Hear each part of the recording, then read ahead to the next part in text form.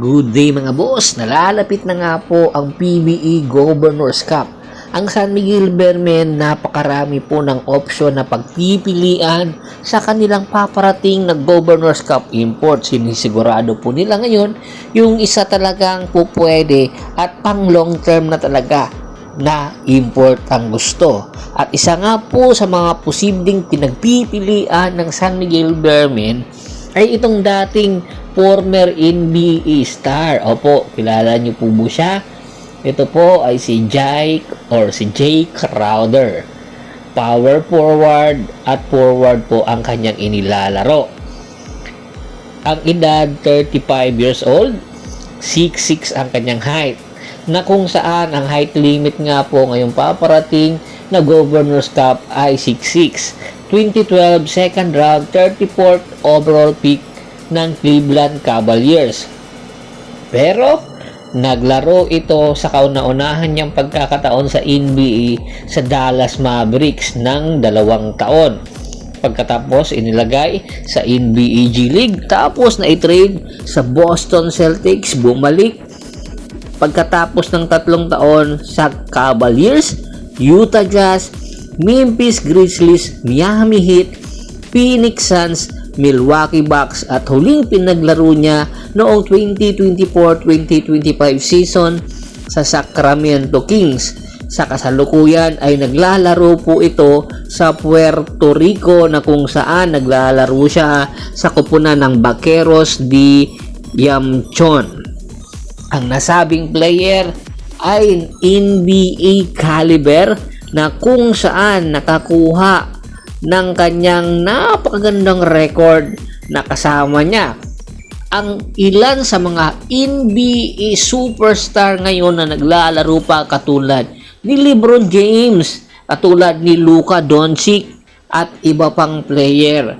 Kaya naman, hindi katakataka na ang number 1 option ng San Miguel Bearmen ay itong si Jay Crowder, na kung saan makakatulong nga po para sa San Miguel Bearmen.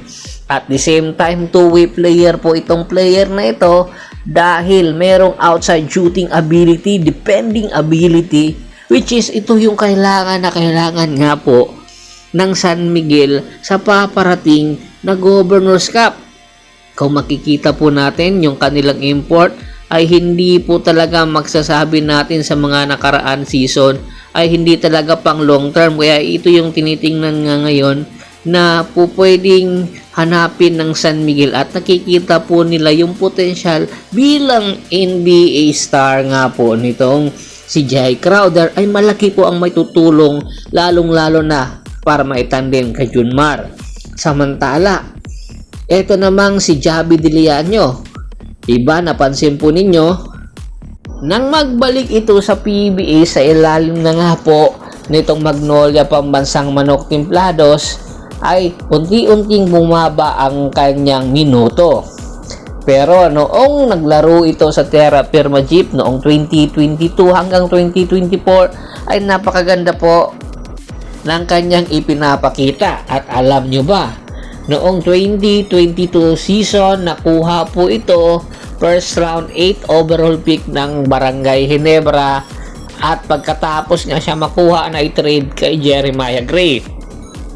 Mukhang malaki po ang tsansa na sa paparating na Governors Cup ay posibleng kunin muli ito ng Barangay Ginebra San Miguel, at masama ang magiging lagay ng ilan sa mga players ng Barangay Ginebra, dahil iisa dito ay po pwedeng ipalit kay Javi Diliano.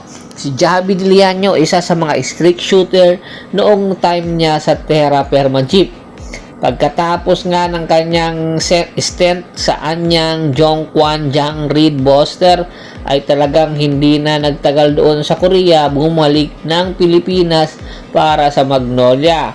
Hoping siya na ma-revive ang kanyang karera, pero hindi po nabigyan o hindi nabibigyan ng mataas na minuto. At hoping siya kung sakaling nga po kunin muli siya ng Barangay Ginebra San Miguel ay magkaroon siya ng minuto, kasi nakikita po natin na ang Barangay Ginebra San Miguel kulang na kulang sa mga shooter. Oo, meron naman tayong RJ Abarentos, meron tayong Justin Brownlee. Hindi po sapat yon dahil napapagod din po yung dalawang player na yon. Kaya kinakailangan talaga na meron talaga mag-step up na mga bench players para makatulong sa dalawang nasabi nating player ng Barangay Ginebra na sina Justin Brownlee at RJ Abarentos, at hoping po na makuha po ito ng Barangay Ginebra San Miguel sa susunod na konferensya. Tingin nyo sino ang magiging kapalit? Yan ang ating pakaabangan.